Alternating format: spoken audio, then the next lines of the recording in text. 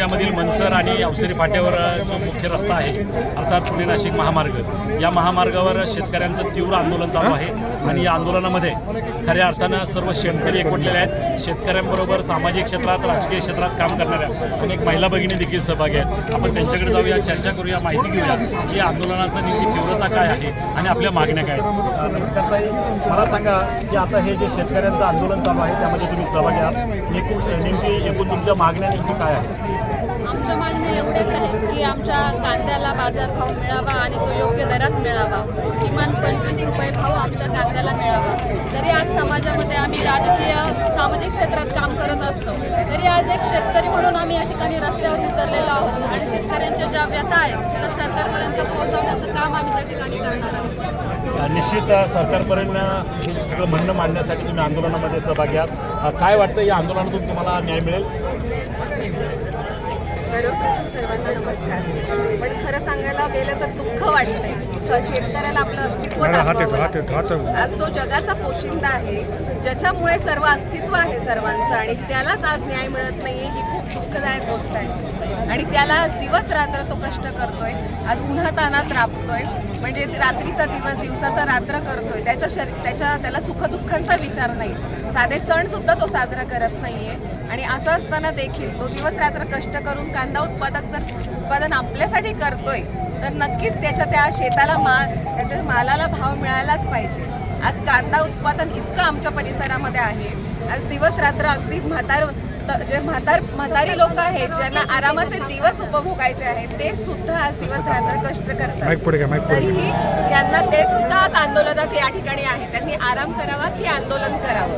तर त्यांना मला एवढंच वाटतं की ह्या आंदोलनातनं सरकारला विनंती आहे की 25 रुपये किमान 25 रुपयाप्रमाणे आमच्या शेतकऱ्याला न्याय मिळवून द्या, भाव मिळवून द्या, त्याला त्या ठिकाणी सुखाचे क्षण उपभोगू। खरं तर आपण ऐकलंय शेतकऱ्यांना किमान 25 रुपयाचा तरी बाजारभाव मिळू द्या आणि तरच शेतकरी समाधानी होईल। परंतु आता बेभरवशी काम शासनाच्या माध्यमातून दिसतंय आणि म्हणून तीव्र स्वरूपाच्या ह्या भावना महिला भगिनी या ठिकाणी व्यक्त केलेल्या आहेत। खरं तर या आंदोलनाचा एक भाग म्हणून त्या देखील सहभागी आहेत। बरेचसे मान्यवर कार्यकर्ते पाहते आपण की ताब्यात घेतलेले आहेत। आदरणीय रोहितदादा पवार असतील किंवा आदरणीय निलेशजी लंके साहेब आहेत, त्याचबरोबर ज्यांनी हे नेतृत्व आजचं केलं ते देवदत्तजी निकम साहेब आहेत। ही सगळी मंडळी या ठिकाणी ताब्यात घेतली जात आहेत आणि आमच्या माध्यमातून हे जे आंदोलन साकारलं गेलं ते सर्व शेतकरी बांधव देखील त्या ठिकाणी एकत्र येत आहेत आणि हे आंदोलनाला सामोरं जात आहे। तीव्र भावना प्रत्येकाच्या आहेत।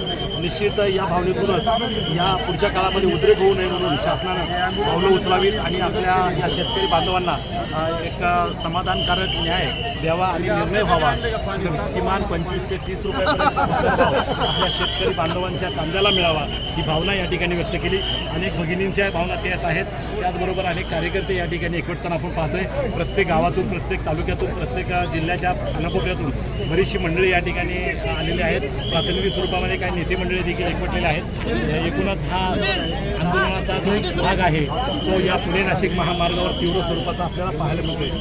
खरोखरच या भूमीमध्ये खरं तर शेतीसाठी कष्ट करणारे शेतकरी आहेत, परंतु त्यांना इथे उन्हातानात आणि इथे देखील उन्हातानात काम करावं लागतंय किंवा न्याय मागावं लागतोय, हे आपल्या भागाचं शोकांतिक आहे।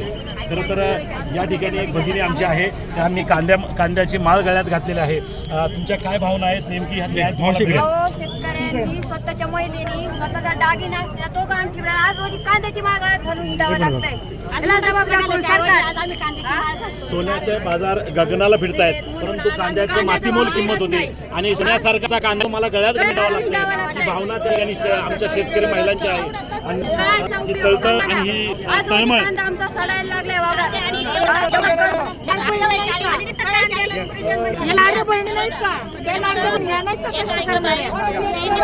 कांद्याचेच रेट वाढलेले असतात,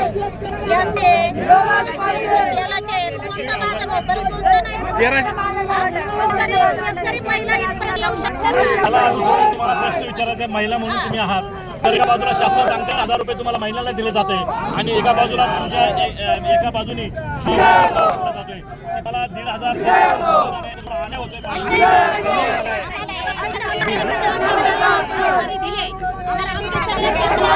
लोक त्रास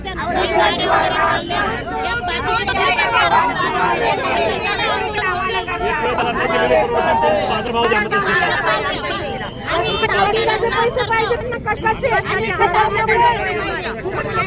शेती कसं आहे, परीक्षा दिल्यासारखंच आहे. आपण वर्षभर अभ्यास करायचा आणि निकाल हा नापासच लागणार. वर्षानुवर्ष तेच करायचं, नापास लागल्यावर माणूस शिक्षण सोडून देतो. तसंच आज शेती सोडून दिली तर आता हे काळ नष्टच होण्यावर आहे, नष्टच होण्यावर आहे.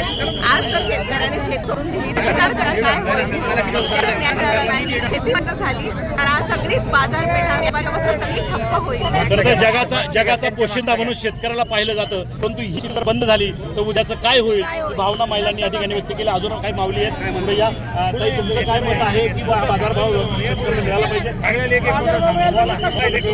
कष्ट जो करतो त्याला पट वाटणाऱ्या वाटतात. मग त्यांना सरकारला शेतकऱ्याची काळजी नाही ना, तर अंबानीला त्यांनी अदानीला सांगावं की कांदा तयार करा त्यांच्या फॅक्टरीमध्ये आणि त्यांच्याकडनंच घ्यावा. कशाला शेतकऱ्याला उन्हाताना त्या मावल्याला खबर कष्ट करायला पाहिजे. 2.5 लाख रुपये पगारवाले एसी मध्ये बसतात, 2 तास काम नाही करत. इथे शेतकरी आमच्या पुरता पिकू आणि आम्ही पिकवणारच नाही. म्हणजे पाकिस्तानचा कांदा एकूणच उद्योग व्यवसायाला चालना दिली जाते, पण शेतीमालाला चालना किंवा शेतकऱ्याला चालना दिली जाते. उद्योग व्यवसायाला चालना दिली तरी मंदी आली तर काय खाणार आहे? शेतकरी सगळ्यांचं कारण आहे. जर शेतकरी नसेल कोरोनाच्या काळात फक्त शेतकऱ्यांना वाचवलं डॉक्टरनी, त्यांनी तर जाणीव ठेवा.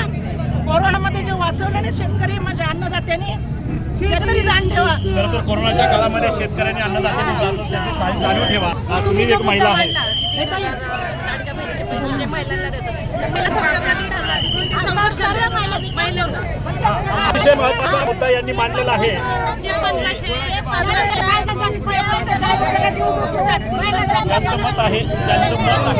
त्यांचं मत असं आहे 1,500 आम्ही देतो तुम्हाला, परंतु महिलांना सक्षमीकरण करा, संरक्षण द्या आणि शेतमालाला बाजारभाव द्या.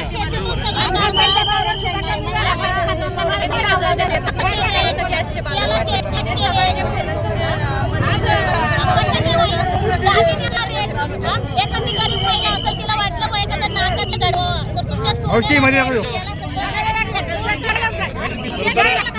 तर गळ्यामध्ये या ठिकाणी सुनील घालण्याची अपेक्षा असताना आज माऊलींना गळ्यामध्ये कांदे घालावे लागतात. हे दुर्दैव आपल्या महाराष्ट्राच्या शेतकऱ्यांचं आहे.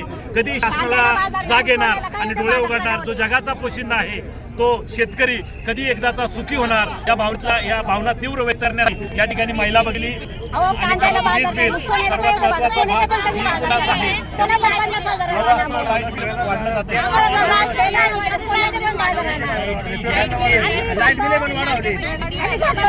कापसाला बाजार नाही, आमच्या कपड्याला बाजार. सर त्यांना जायचंय. हो सर,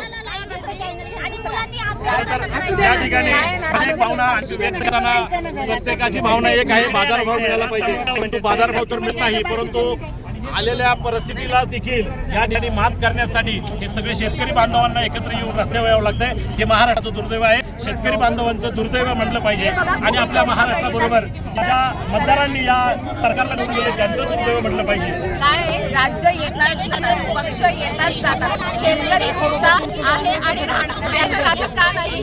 म्हणूनच आम्ही सगळ्यांना विनंती करतो की यावे राज्य बळीराजाचे, त्याचे पण सण चांगले जावेत. कलियुगाचं राजा सरावं आणि बळीराजाचाच राज्य यावं.